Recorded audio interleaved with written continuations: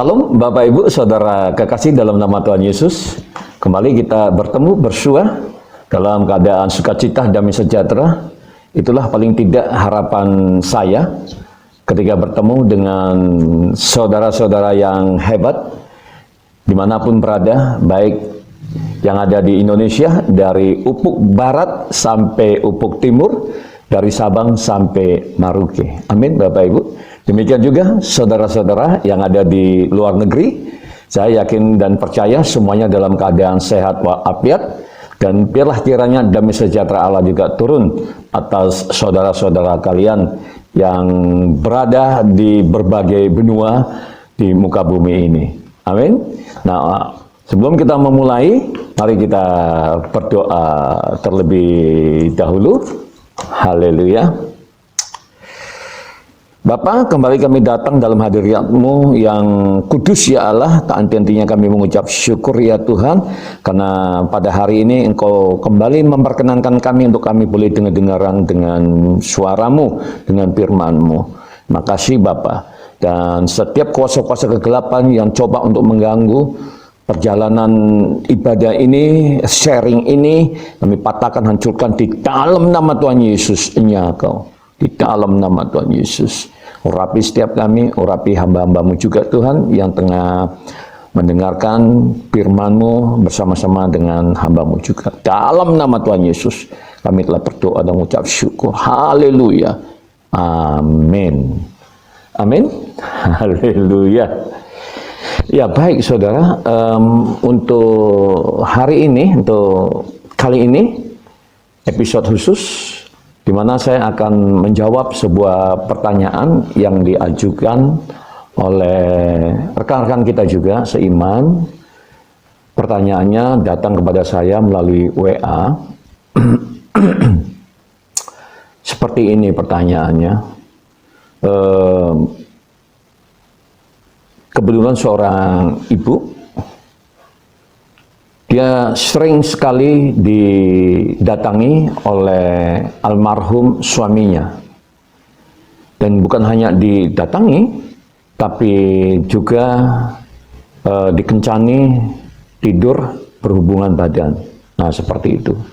Pertanyaan ini tentunya mengingatkan saya tentang peristiwa yang menimpa saya juga, di mana saya sudah pernah saksikan kepada Bapak Ibu, ya, melalui video kesaksian, ya, bahwasanya hal yang sama juga menimpa saya, yaitu pacar gaib saya yang begitu luar biasanya, gilanya dalam tanda petik, ya, semangatnya mau nge-seks aja, mau kencan saja, seperti itu.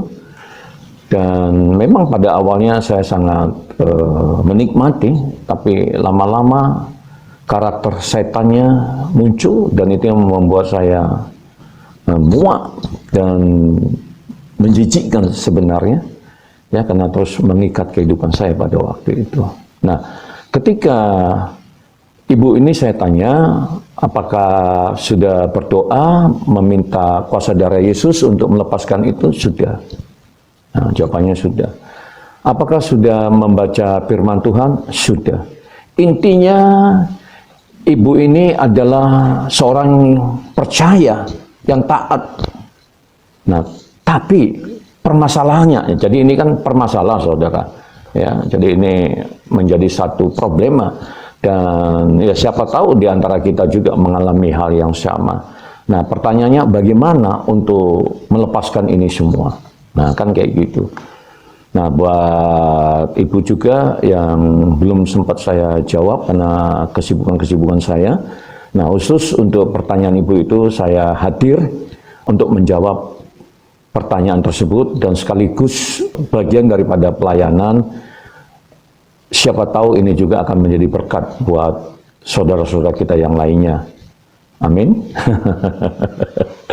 Ya, kita santai saja, rileks saja, ya, karena ini ya pertanyaan seperti itu. Nah, jadi ibu, kalau mengacu atau merujuk pada pengalaman saya, memang tidak ujuk-ujuk. Nah, kan kembali ya kan, ini pengajaran saya nih nggak ujuk-ujuk seperti itu. Nah, jadi memang semuanya itu ada proses, ada tahapan. Jadi semuanya sebenarnya sudah selesai, kan seperti itu ya. Apalagi ibu orangnya aktif, beribadah, berdoa, membaca firman Tuhan. Tapi kenapa kok dia masih datang? Ya, suami. Nah, untungnya ibu adalah orang percaya ya, yang taat kepada Tuhan, sehingga ketika peristiwa itu terjadi, ibu langsung sadar. Dan ibu tahu bahwasanya itu bukanlah suami ibu. Nah, karena begini Bapak Ibu, dari pengalaman saya melayani di desa-desa, ya maklumlah kalau di desa-desa kita sudah ngerti, itu tidak seberuntung seperti kita yang tinggal di kota besar. Tinggal di Jakarta, Surabaya, Bandung, Bali, Medan, dan lain-lainnya.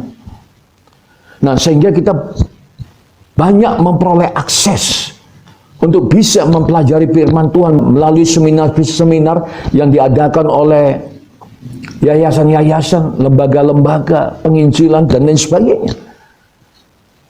Tapi buat saudara-saudara kita yang tinggal di pelosok-pelosok, mereka tidak mendapatkan kesempatan yang sama seperti kita. Nah, sehingga ketika mereka didatangi oleh para leluhur mereka yang mengaku saudara, katakanlah seperti nenek, kakek, dalam bahasa Batanya itu opung. Nah, mereka percaya Bapak Ibu. Mereka percaya kalau yang datang itu adalah kakek, yang datang itu adalah nenek, yang datang itu adalah opung. Mereka percaya. Kenapa? Ya itu tadi, karena kekurangan pengajaran. Dan memang secara kepercayaan, bila kita merujuk pada kepercayaan, ya memang yang datang itu adalah keluarga yang sudah meninggal, seperti itu. Itu kan paham kepercayaan. Tapi di dalam kekristenan kan tidak seperti itu. Amin Bapak Ibu, setuju ya sama saya ya? Karena Alkitab juga menjelaskan bahwasanya iblis menyamar sebagai malaikat terang. Nah, ini Bapak Ibu, ini persoalannya. Bapak Ibu, saya kasih dalam nama Tuhan Yesus. Nanti pada waktu-waktu khusus, saya tengah mempersiapkan ini khusus untuk buat Bapak Ibu. Ada satu buku yang diterbitkan pada abad ke-18, dan buku ini menjadi satu rujukan buat para okultis, yaitu penyihir, paranormal, dukun-dukun yang ada di negara-negara barat seperti Amerika dan Eropa, Bapak Ibu. Buku ini menjadi buku rujukan. Nah, dan dipercaya memang buku itu nonim, nggak ada pengarang dan penulisnya. Tapi banyak orang meyakini bahwasanya ini adalah hasil karya Salomo. Nah, itu Bapak Ibu. Ya, jadi di situ diceritakan bagaimana Salomo mengundang kuasa-kuasa kegelapan, mengundang Lucifer, mengundang malaikat-malaikat gelap, Bapak Ibu, untuk dia berdayakan, membantu dia. Bahkan dikisahkan juga di situ, diceritakan juga di situ, diberdayakan juga untuk membangun bait Allah. Nah, ini buku ini menjadi satu rujukan, Bapak Ibu. Tapi yang jelas di situ 77 kalau saya nggak silap Bapak Ibu, atau 70-an seperti itu. Ini jenderal-jenderal iblis, yaitu yang menduduki posisi-posisi tinggi, yang memerintah neraka, Bapak Ibu. Nah, jadi jenderal-jenderal ini dijelaskan di buku itu bisa mengubah dirinya sebagai manusia. Nah, ini kalau udah kelas jenderal seperti itu, Bapak Ibu. Jadi roh-roh jahat itu, iblis, setan itu kalau sudah levelnya level tinggi, Kalau di bidang akademi, Bapak Ibu, udah kelas doktor, udah kelas profesor, seperti itu lah. Kalau di militer, udah kelas jenderal lah, seperti itu. Nah, mereka itu mampu mengubah dirinya menjadi manusia. Dan itu juga yang dialami oleh guru gaib saya pada waktu itu, Bapak Ibu. Ya, jadi seringkali masyarakat sekitar saya itu melihat orang bersuara tinggi lagi duduk gitu. Tapi tiba-tiba menghilang seperti itu, Bapak Ibu. Dan saya sempat didatangi oleh lurah untuk menanyakan soal ini seperti itu. Ya. Dan pada waktu itu ya untung saja, Bapak Ibu, ya, rumah saya enggak dibakar gitu. Kalau sempat dibakar, wah, habis juga saya seperti itu. Nah, jadi memang kita harus memang care, kita juga harus mau mempelajari, Bapak Ibu, yang namanya demonologi. Apalagi kita sebagai orang percaya, seperti kami, Bapak Ibu, saya harus jujur pada Bapak Ibu, bahwasanya dokter saya bukan dokter hukum, tapi dokter saya adalah dokter teologi. Nah, seperti itu. Jadi ketika saya mempelajari teologi, nah saya dapat mata kuliah ini, demonologi, ilmu yang mempelajari tentang demon-demon, ilmu yang mempelajari tentang roh-roh tadi itu, Bapak Ibu, roh-roh jahat. Nah, seperti itu. Nah, jadi mereka itu memang benar apa yang disampaikan di dalam Alkitab, yang dijelaskan dalam Alkitab, bahwasanya mereka dapat menyamar sebagai malaikat terang, itu bisa. Mereka menyamar sebagai suami, mereka menyamar sebagai kakek, nenek, opung, bisa. Mereka datang dalam mimpi. Nah, dan inilah yang dialami oleh saudara kita ini, yang dialami oleh ibu ini. Jadi bila hal itu terjadi, nah ibu ini merasa berdosa, merasa bersalah, menjadi satu masalah tersendiri, seperti itu. Bapak Ibu, saya kasih khususnya buat ibu, saya katakan jangan merasa terdakwa sepanjang ibu melakukan apa yang diperintahkan oleh Tuhan Yesus. Dan bila itu terjadi, ibu jangan berlarut-larut sampai akhirnya stres sendiri memikirkan itu. Karena di dalam kekristenan, saya sudah sampaikan berkali-kali, itu tidak ujuk-ujuk. Tidak ujuk-ujuk. Kalau merujuk pada kasus saya, nah semuanya memang take times. Semuanya itu memang membutuhkan waktu, jadi nggak ujuk-ujuk. Saya pun di awal-awalnya seperti itu. Dia datang dalam mimpi, nah lalu membawa saya pergi ke suatu tempat yang indah, berwisata. Ya, sangat menyenangkan, namanya pun berwisata. Didampingi oleh gadis cantik, muda, rambutnya panjang. Pokoknya cantik. Siapa yang nggak senang? Kan seperti itu. Nah, inilah, saya nggak tahu siluman apa itu, tapi ini jenis jin, jenis siluman, roh, iblis, yang memang dia punya kemampuan untuk mengubah dirinya. Ya kita nggak tahu, mungkin wujud aslinya itu ya nenek tua, kakek tua, sangat menakutkan. Tapi dia punya kemampuan untuk mengubah dirinya menjadi gadis cantik, laki-laki yang ganteng, bahkan berubah menjadi keluarga-keluarga kita yang sudah meninggal. Bapak Ibu, saya kasih dalam nama Tuhan Yesus, kalau hal-hal tersebut terjadi kepada Bapak Ibu, jangan percaya. Karena keluarga-keluarga kita yang sudah meninggal, dan meninggal di dalam Kristus, meninggal di dalam Tuhan, saya sudah sampaikan, mereka sedang istirahat. Mereka ada di pangkuan Bapa. Mereka ada di surga, apapun itu namanya. Mau surga, mau heaven, mau paradise. Tapi yang jelas itu adalah tempat yang menyenangkan. Amin, Bapak Ibu. Ya sudah nggak ada lagi hubungan antara kita yang hidup dan yang mati. Nah, lalu bagaimana dengan kasus ibu? Saya sampaikan kepada ibu, tetap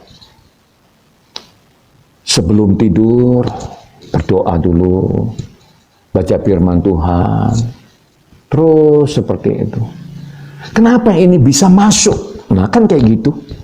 Saya katakan, karena tubuh kita masih terdiri dari darah dan daging.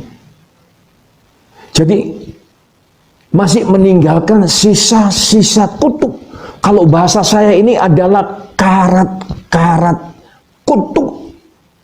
Akibat Adam dan Hawa yang melakukan dosa. Jadi masih berproses dia seperti itu. Bapak Ibu. Jadi makanya saya bilang nggak ujuk-ujuk bersih, tidak. Nah, oleh karenanya saya sarankan untuk terus membaca firman Tuhan. Roh dan jiwa, tubuh, pikiran dan hati saudara dipenuhi oleh firman Tuhan, karena firman Tuhan berkuasa dan hidup.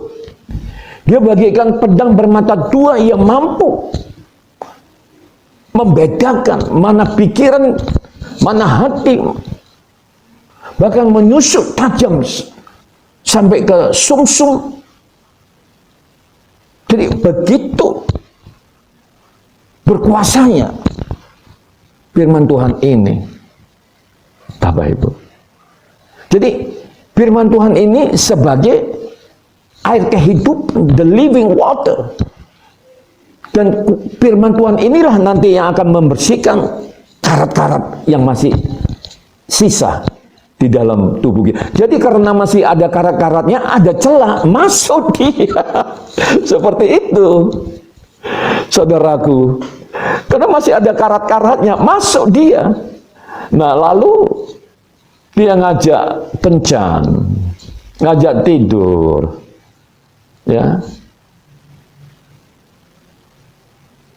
Dan setelah itu meninggalkan diri kita. Nah, ini karena masih ada karat-karatnya. Amin, saudara. Ya. Jadi kasus saya itu pada waktu itu ya seperti itu, gitu. Jadi nggak ujuk-ujuk, semuanya berproses. Nah, makanya perlu seorang mentor, perlu seorang rekan sesama orang-orang percaya untuk saling menopang, mendoakan, membimbing kita. Jadi jangan sendiri. Jangan sendiri.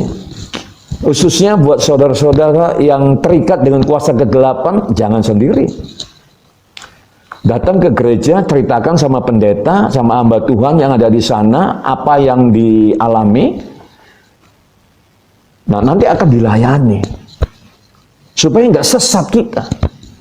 Bayangin kalau sempat dia memberikan pengajaran kepada kita hal-hal yang aneh, yang lari dari pengajaran apa yang disampaikan oleh Tuhan Yesus, oleh para rasul, selesai kita.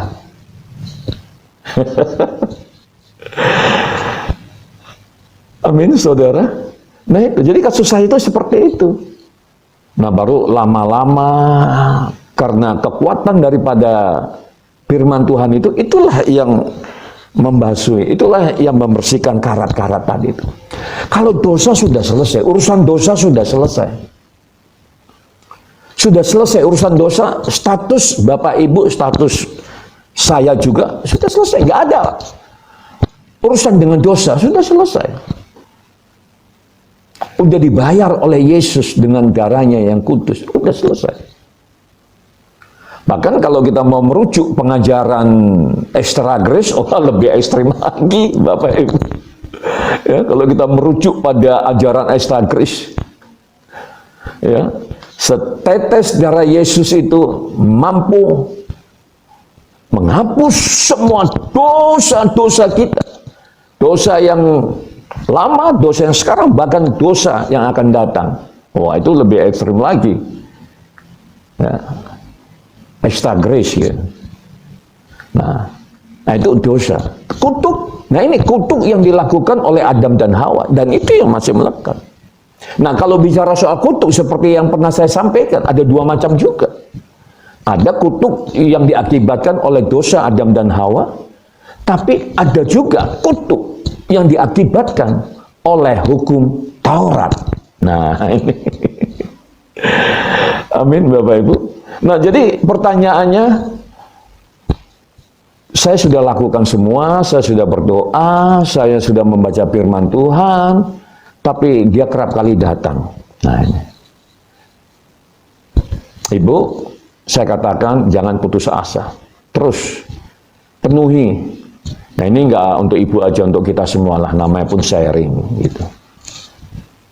Berbagi pengalaman seperti itu. Siapa tahu keluarga-keluarga kita juga mengalami hal yang sama. Jadi firman Tuhan itu sungguh sangat luar biasa. Dia ibarat air yang hidup. Dialah yang membasuhi karat-karat kutuk tadi itu. Amin, Bapak Ibu. Ya, sebagaimana disampaikan di dalam Filipi pasalnya yang ketiga, ayatnya yang ke-20 sampai ayat 21, ya. Di sana dikatakan, karena keluargaan kita adalah di dalam surga, dan dari situ juga kita menantikan Tuhan Yesus Kristus sebagai juru selamat. Artinya, kita berusaha untuk terus hidup kudus. Nah, seperti itu. Ketika kita menantikan juru selamat untuk datang yang kedua kali. Tapi ibu jangan merasa terdakwa sehingga ibu stres, jangan. Ya. Tetap aja lakukan. Apa yang sudah ibu lakukan, lakukan itu semua. Ya, sampai karat-karat itu nanti akhirnya hilang seperti itu. Artinya tidak ada celah bagi iblis yang mengubah dirinya sebagai almarhum suami yang terus mau ngajak kencan dan tidur tadi itu. Amin. Ya. Nah, kemudian di ayat 21 di sana dikatakan yang akan mengubah tubuh kita yang hina ini sehingga serupa dengan tubuhnya yang mulia menurut kuasanya yang dapat menaklukkan segala sesuatu kepada dirinya. Nah, ini Bapak Ibu. Ya. Jadi tubuh kita ini, nah iblis itu paling ngerti tentang kekuatan dan kelemahan daripada tubuh kita ini. Jadi makanya ya jangan sampai kita sombong sehingga kita anggap enteng, karena ada juga pengajaran yang mengatakan semua kuasa-kuasa iblis sudah dipatahkan. Benar, sudah dipatahkan. Benar kali. Tapi ada ayat juga yang mengatakan waspadalah, berjaga-jagalah, karena musuhmu iblis seperti singa yang mengaum-ngaum, yang berjalan ke sana kemari, yang siap untuk menelan. Nah, kita jangan sampai ditelan. Nah, seperti itu. Ya. Nah, jadi buat ibu semangat terus, ya, teruskan apa yang sudah dilakukan, karena nanti pada akhirnya kalaupun dia datang, tapi ketika dia ngajak kencan, ngajak tidur, ibu langsung kebangun, karena Roh Kudus sudah mulai bekerja dalam kehidupan kita. Amin, Ibu, ya, Bapak Ibu, ya. Jadi ini bukan hanya untuk Ibu, untuk kita semuanya itu. Nah, itu pentingnya Roh Kudus ada di dalam diri kita. Nah, ini. Nah, jadi dalam kasus saya itu seperti itu. Dibawanya saya ke sana kemari, wah ya senang, enak kan seperti itu. Tapi begitu dia mulai ngajak kencan, mulai ngajak cumbu, nah, langsung saya terbangun. Wah, puji Tuhan, saya diselamatkan. Tapi itu berproses. Nah, makanya terus baca firman Tuhan. Ingat kembali, firman Tuhan itu adalah air kehidupan yang akan membersihkan semua karat-karat yang ada di dalam daging kita ini.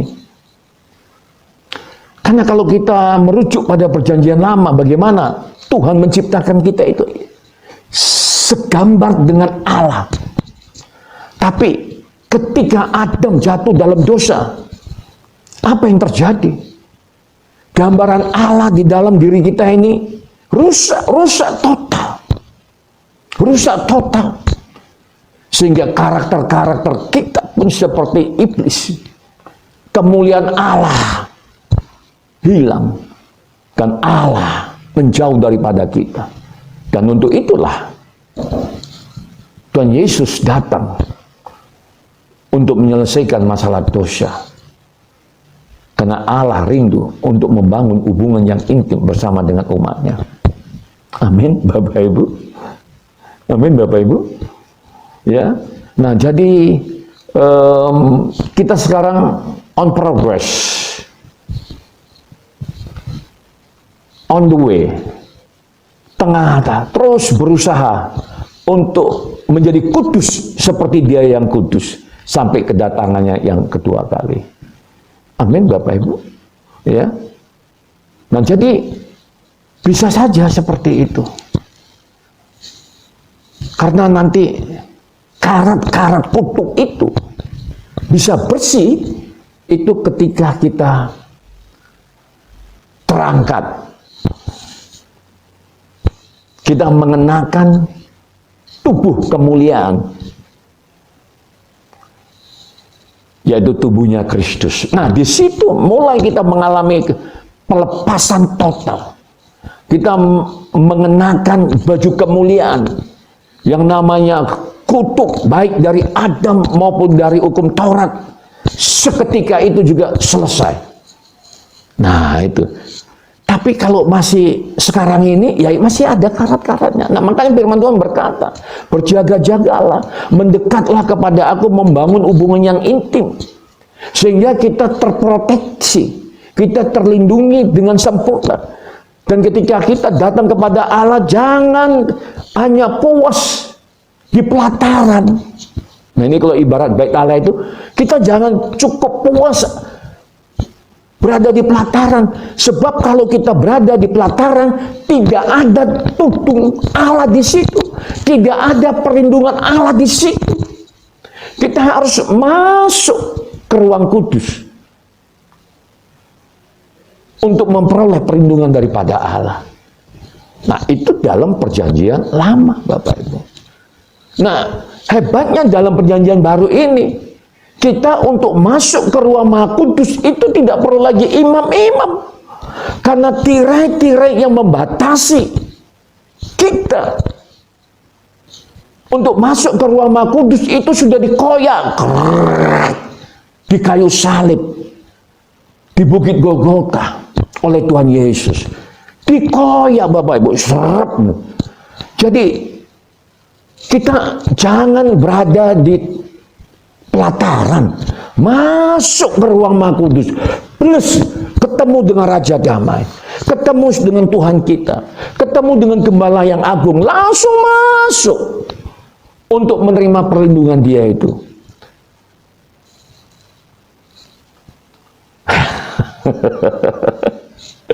Jadi memang ya semuanya ada prosesnya. Makanya saya katakan tadi itu kan nggak ujuk-ujuk ya. Kalau belajar dan merujuk dari pengalaman saya, bagaimana ketika kuasa-kuasa kegelapan itu datang dalam hidup saya, khususnya pacar gaib saya itu yang membuat saya kadang, waduh, penuh dengan pergumulan. Karena ya seperti saudara kita tadi, ibu kita tadi itu juga. Waduh, rasanya kalau sudah datang dia, ya bagaimana gitu. Kita melakukan hubungan intim. Waduh, kita kesal sekali. Tapi itu fakta dan kenyataan. Meskipun kalau kita merujuk dari pengajaran extra grace itu udah selesai semua, tapi faktanya di lapangan seperti itu gitu.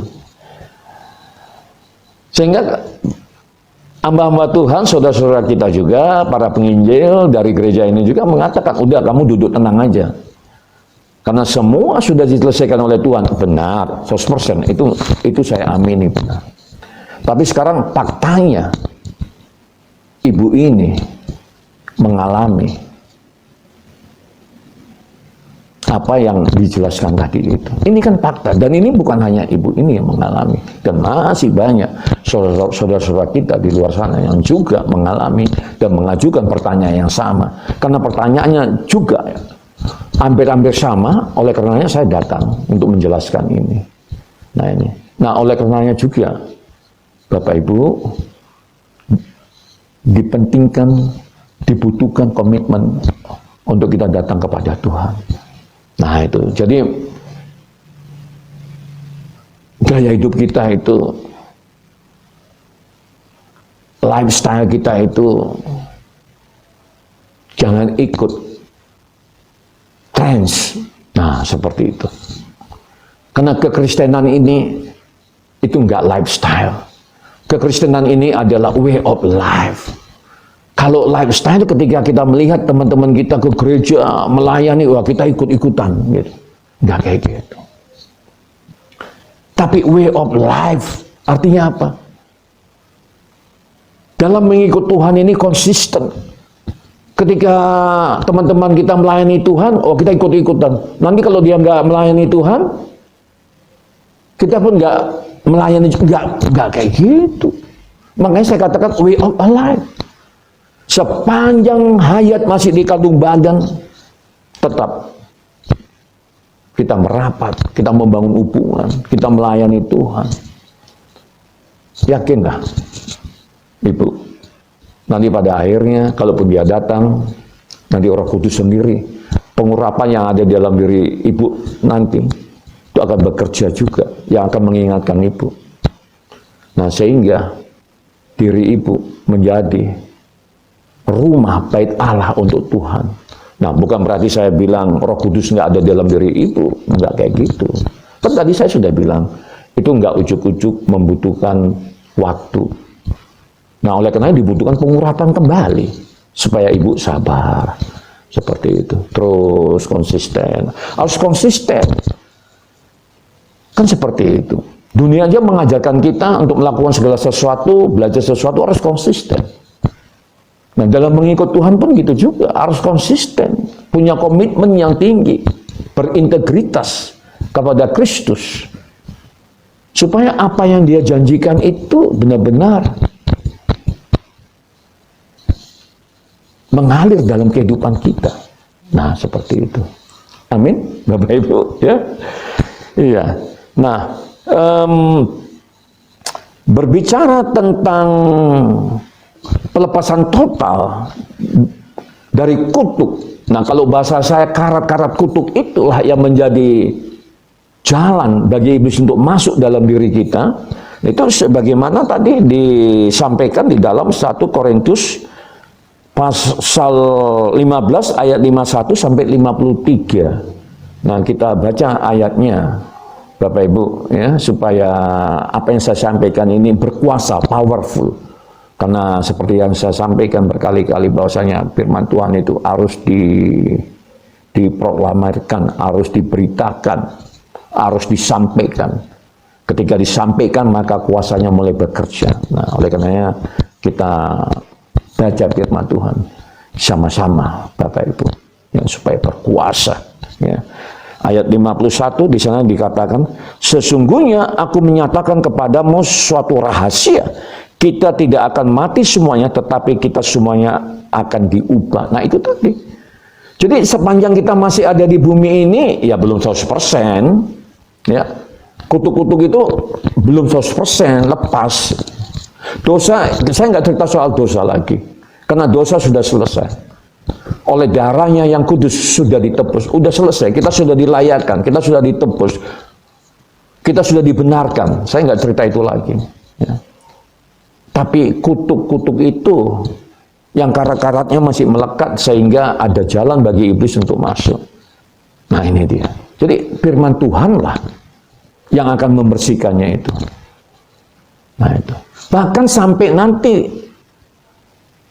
pada masa era pemerintahan milenium atau era pemerintahan 1000 tahun Kristus, itu pun karat-karat kutuk itu masih ada di situ.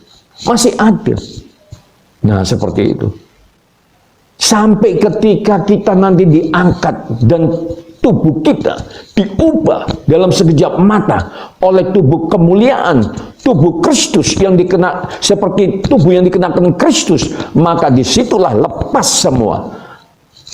Sebagaimana disampaikan di ayat ini.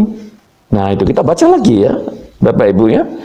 Di ayat 52 di sana dikatakan, dalam sekejap mata pada waktu bunyi nafiri yang terakhir, sebab nafiri akan berbunyi dan orang-orang mati akan dibangkitkan dalam keadaan yang tidak dapat binasa dan kita semua akan diubah. Nah, ini dia. Luar biasa Bapak Ibu. Ya, luar biasa. Waduh, jangan sampai pernah meninggalkan Kristus. Nah, itu. Ya, jadi dalam sekejap mata kita yang hidup di dalam Kristus akan diubah seperti itu. Waduh, luar biasa. Ya. Lalu di ayat 53 di sana dikatakan, karena yang dapat binasa ini harus mengenakan yang tidak dapat binasa, dan yang dapat mati ini harus mengenakan yang tidak dapat mati. Nah, ini tadi Bapak Ibu.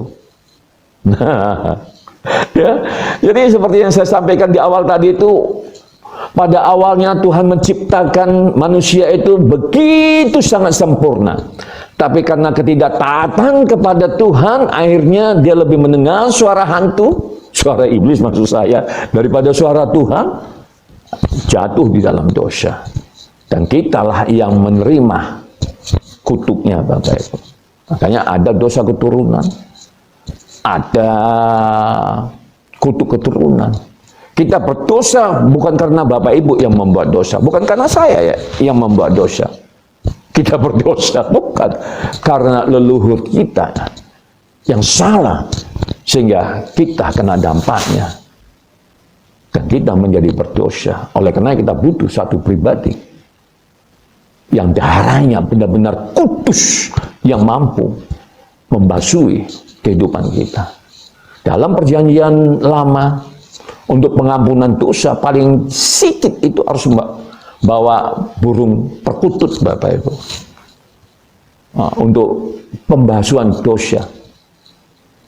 Tapi kalau kita menggunakan darah binatang, itu tidak mampu untuk menghapus dosa kita semua. Nah, ini. Dosanya hanya tertutup, tapi masih bekerja di bawah. Makanya keadaan manusia makin lama bukan makin baik, karena kuasa dosa masih bekerja Bapak Ibu. Ya, lihat saja kanan kiri kita. Kan seperti itu Bapak Ibu. Bukan semakin baik. Kemarin di kesaksian saya sudah berbicara. Ya. Bagaimana anak-anak muda kita juga sekarang. Nah, kan kayak gitu. Mulai ya mengarah-ngarah ke barat-baratan. Yang lebih suka dengan pesta pora, mabuk, seks bebas. Nah, ini karena dosa tadi itu masih bekerja. Dia nggak habis gitu. Berapa orang di muka bumi ini sebagai murid Kristus? Kan nggak semua, Bapak Ibu. Nah, jadi masih. Jadi keadaan bumi ini, keadaan dunia ini ya seperti ini. Karena dosa masih bekerja. Mereka membasuh dosa mereka dengan darah binatang. Amin Bapak Ibu. Jadi apa yang bisa membasuhi dosa-dosa kita, yang menghapus dosa kita? Hanya darah Kristus. Dan Bapak Ibu sudah dapat dan saya sudah dapat. Tapi karat kutuk itu masih ada. Nah, kan kayak gitu. Masih ada Bapak Ibu. Sehingga yang awalnya kita diciptakan sempurna segambar dengan rupa Allah, ya, paling tidak di sana ada beberapa hal yang mulanya ya kita tidak binasa menjadi binasa, yang tidak mati menjadi mati, yang penuh kemuliaan ya akhirnya menjadi kehinaan, lalu yang berkuasa powerful menjadi loyo, lemah Bapak Ibu, yang supranatural akhirnya menjadi natural. Nah, ini akibat kutuk dosa yang turun terhadap kita. Nah, pertanyaannya, kapan 5 hal itu habis dalam kehidupan kita. Itu tadi seperti yang saya diskusikan tadi itu. Ketika kita terangkat ke surga, nah ini Bapak Ibu, habis semua. Ketika kita mengenakan tubuh kemuliaan tadi itu, disitulah baru total habis Bapak Ibu. Nah, jadi makanya tadi saya katakan pentingnya firman Tuhan sebagai air yang hidup untuk membersihkan, menguduskan karat-karat kutuk. Nah, saya nggak ngomong karat-karat dosa, enggak ya, karena dosa sudah selesai. Saya tidak. Ini supaya paham, supaya jelas ini. Nah, gitu. Karat-karat kutuk. Nah, mungkin Bapak Ibu berkata, oh kalau kayak gitu saya terkutuk Pak Andi. Loh, firman Tuhan berkata, kutuk itu akan lenyap ketika kita terangkat dengan mengenakan baju kemuliaan. Jadi jelas, ya iya. Nah, cuman kan kadarnya, volumenya, nah, kan gitu. Tergantung dari seberapa sering, seberapa banyak Bapak Ibu mengkonsumsi firman Tuhan tadi itu. Dalam kasus ini, antara Ibu dengan saya tadi itu, sama-sama kuasa kegelapannya, roh jahatnya itu sama-sama datang. Tapi dalam kasus saya, ketika dia mulai ngajak tidur, berkencan, langsung roh saya mengingatkan, artinya kuasa pengurapan dan Roh Kudus itu mengingatkan saya, sehingga saya terbangun dan saya terbebas dari perbuatan zina tersebut. Nah, kan kayak gitu. Tapi Ibu maaf, sekali lagi, ya. Jadi jangan putus asa, jangan merasa terdakwa karena iblis datang terus akan mendakwa Ibu. Oh, Ibu nggak layak, Ibu nggak layak. Ibu sudah berdosa. Lupakan itu. Dosa Ibu sudah selesai. Teruskan konsumsi, penuhi diri Ibu dengan firman Tuhan. Baca firman Tuhan. Mau ngerti nggak ngerti, baca saja Ibu. Dibaca saja. Nah, oleh karenanya sebelum membaca firman Tuhan, berdoa dulu. Saya yakinlah Ibu sudah lakukan itu, kan? Ya, minta pengurapan supaya kita semangat. Oh, kan kayak gitu. Jangan tidur. Nah, karena kalau pengurapannya nggak ada, nanti Alkitabnya yang melihat-lihat kita, kan kayak gitu. Ya. Jadi minta pengurapan, minta sama Roh Kudus untuk Roh Kudus terus membimbing Ibu. Dan pada waktunya, Ibu akan mengalami seperti apa yang saya alami. Kalaupun dia datang, tapi Ibu langsung terjaga, terbangun. Lalu Ibu katakan, thank you Lord. Terima kasih Tuhan. Ibu mengucap syukur, melalui pujian juga boleh. Boleh naikkan kidung jemaat. Boleh, pokoknya lagu-lagu yang memuji, menyembah Yesus. Enggak harus lagu-lagu yang dinyanyikan oleh anak-anak muda kita yang hebat-hebat itu. Enggak, Bapak Ibu. Saya lagunya itu cuma satu aja, Bapak Ibu. Oh, saya ini nggak bisa nyanyi gitu. Ya. Saya nggak bisa nyanyi. Sehingga kalau saya naikkan, kan saya berdoa lagunya itu aja. Sampai Tuhan pun mungkin apal, wah ini hambaku ini yang namanya Andi nih. Kayak gitu. Bapak Ibu. Ya. Jadi silakan mau lagu apa aja, yang penting itu lagu rohani yang memuji menyembah Yesus, silakan. Nah, seperti itu. Amin. Bapak Ibu, ya khususnya buat Ibu. Ya. Supaya ini jelas gitu, supaya Ibu tidak terintimidasi dan terdakwa oleh bisikan-bisikan iblis. Loh, selesaikan semua, datang kepada Tuhan, minta ampun. Tuhan, bantu aku, tolong aku, Roh Kudus. Saya yakin Allah kita Allah yang peduli, Allah kita Allah yang perkasa, Allah kita Allah yang mengerti tentang pergumulan anak-anaknya. Allah kita adalah Allah yang melindungi kita. Amin. Bapak Ibu, ya, khususnya buat Ibu. Ya. Nah, jadi berbicara tentang apa yang saya sampaikan tadi itu, maka ditutup dengan satu ayat ini, dan ayat ini juga akan menutup perjumpaan kita untuk menjawab pertanyaan Ibu tadi itu. Ya, di sana dikatakan demikian. 2 Petrus 3 ayatnya yang ke-13. Ya, di sana dikatakan, Tetapi sesuai dengan janjinya, kita menantikan langit yang baru dan bumi yang baru, di mana terdapat kebenaran. Nah, itulah janji Tuhan, Bapak Ibu. Ya. Lalu di ayat yang ke Wahyu 22 ayat 3, di sana dikatakan, maka tidak akan ada lagi laknat, hanya kalimat firman yang pendek, Bapak Ibu. Ya. Satu ayat yang sangat indah yang meneguhkan, menguatkan iman percaya kita. Di sini dikatakan, ketika kita terangkat, ketika tubuh kita diubah dalam sekejap mata dari tubuh yang hina, yang penuh dengan kedagingan ini, tubuh yang panah diubah dalam sekejap mata, dan kita mengenakan tubuh kemuliaan tadi itu, maka ayat ini keluar, maka tidak akan ada lagi laknat. Laknat itu padanan kata dalam bahasa Indonesia adalah kutuk. Amin, Bapak Ibu. Kutuk. Ya, tidak ada lagi kutuk di situ. Ya.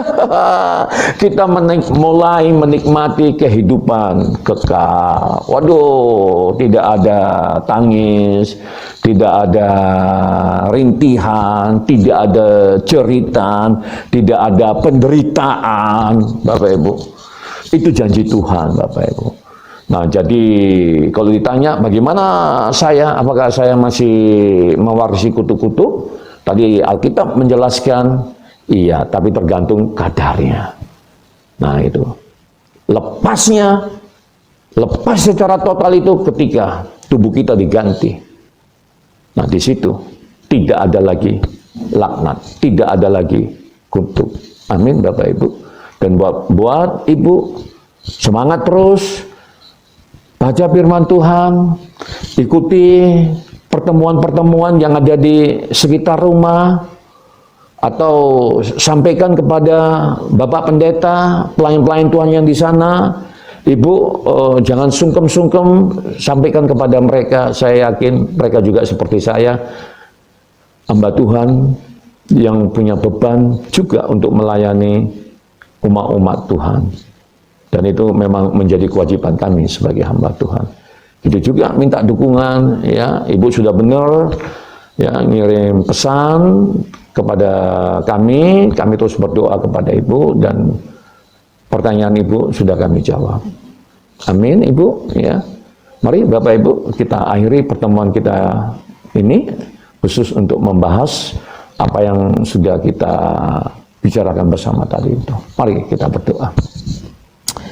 Terima kasih Tuhan, kembali Engkau mengajar kami Tuhan untuk terus kami bersandar kepada kekuatan-Mu ya Bapa, untuk terus kami mengkonsumsi firman-Mu untuk membasuhi karat-karat kutuk yang masih melekat di dalam tubuh kami ini, sehingga pada waktunya Engkau akan mengubah tubuh kami yang hina ini, yang panah ini, dengan tubuh kemuliaan, dan akhirnya kami akan mengalami kehidupan yang telah Engkau janjikan, ya Allah.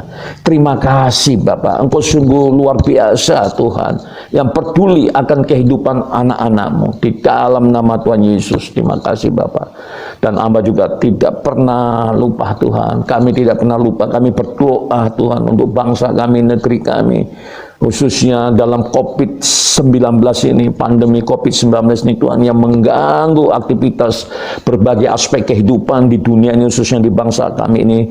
Biarlah kiranya lawatan-Mu terjadi atas bangsa ini Tuhan, sehingga pada akhirnya COVID-19 enyah dari Republik Indonesia, dari negara-negara di mana hamba-hamba-Mu berada ya Allah. Bahkan dunia juga dilepaskan oleh serangan-serangan COVID-19 ini.